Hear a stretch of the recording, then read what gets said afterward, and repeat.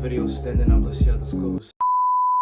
Alright, so before I get into, I guess, like the meat and potatoes of the content of this video, I should probably preface it with that I'm not necessarily doing this just for the sake of doing it.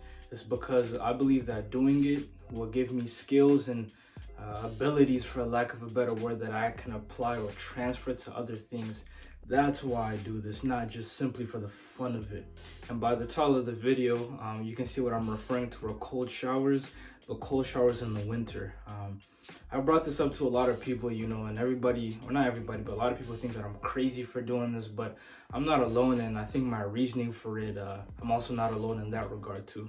So last year, I started taking cold showers in the winter, and I was not consistent with it, you know. I go to school in Michigan, as I've mentioned, and once you face like the brutal winter of those outdoors and then you come inside, the last thing you want to do is take a cold shower. So all that to say, my cold showers last winter were pretty streaky, you know. I would have days where I would do it and then days when I wouldn't do it because, you know, it was too cold for me, I suppose. But this winter I've taken a new approach and I've found, you know, new reasons to do this. And in this video, I want to explain why I do take cold showers in the winter, or why I started taking cold showers in the winter, and why maybe you should give it a try too. If you've ever heard of David Goggins, who's a role model to me, you'll know that he has a concept called callousing the mind. And this is similar to callousing your hands in the gym, you know. When you go really hard in the gym and you lift consistently, your fingers, or whatever part of your hand you call this, will start to get calloused. And that is a testament to the strength and consistency that you build over time. Now, Goggins' concept of callousing the mind is just like this, but for your mind, obviously. By putting yourself in difficult situations repeatedly, Goggins believes that we will be more equipped to handle difficult situations in life, the true challenges of life. And not only that, but having the strength and the ability to do things that will advance you and progress you in the world, things that to a lot of people seem impossible. That's exactly what cold showers are to me, you know.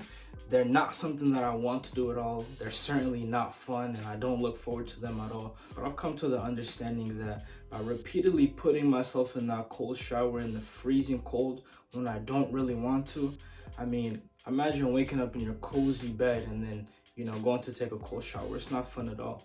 But what I've come to realize is that by repeatedly doing this, I've become more equipped to handle things that are more difficult. So in that sense, every time I'm stepping into that cold shower, I'm going to war with myself. As corny as that sounds, that really is the reality, going to war with myself. And what this does is it pushes me to be uncomfortable with the uncomfortable and tackle other areas of life that I don't want to do, but that I should do and that will progress me. That's really one of the main points of this cold shower. You know, a lot of people will say, oh, you don't need to take a cold shower to achieve that benefit. You could get it through so many mediums. But the question that I would ask is, people are so reluctant to this, and it's because of how challenging it is. You know, of course you can find something else that's, or maybe you can find something else that is of similar challenge, but the fact that this is one of the things that people find so many excuses for show that it is one of the more challenging things you could do physically, especially in the winter. So for that reason, I use it as one of my primary hard things I do to help me do other hard things that will progress me in life. The second reason why, you know, I've resorted to doing this in the winter now is to kind of build a principle that I've thought of that I like to call forcing calm. When you get into that cold shower, one of the hardest things to do is to be still or stoic, or, you know, just completely focus on what it is that you're feeling. The water hits you and you're just shaking and moving around all over the place. What the cold shower has helped me do is to do that, to force calm, the best of my ability to be still and focus on what it is that I'm feeling without reacting, you know. And I'm not gonna lie, this is not something that I've built to a great degree, something that I'm certainly working on, but forcing calm has helped me in so many other areas of my life as well. When you look into the real world, and we have many examples of this, I'm sure you probably experienced this earlier today or whenever you're watching this video.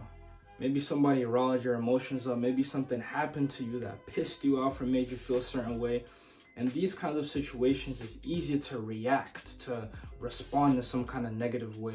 For me, what I've trained myself in those cold showers is to force the calm so that when I'm in those real life, more challenging predicaments, I can be more calm, or I can bring about calm more easier. And I understand for some, it may be hard to see how this exactly relates, but I think it's an experiential lesson. By doing it and forcing the calm, you really will see how you are able to force calm in real life situations. And the third reason why I've resorted to taking cold showers in the winter is because of the energy rush that this thing gives you. A lot of us rely on coffee these days, or energy drinks, or different mediums of energy. But I'm telling you, once you hop in that cold shower, bro, that's good enough. I remember a couple summers ago, I had hopped into the cold shower early in the morning, and that energy rush I got was so crazy. And I remember just being so hyped up in the shower to the point where I hit my tooth in the shower, which is maybe TMI too, a little embarrassing, but it is what it is. The beautiful thing about the energy rush that the cold shower gives you too is that it's instant. Things like energy drinks and coffees or this and that, they take a little while to hit. And once you get into that cold shower, you're instantly gonna be awake, and that's energy you can use for the rest of the day.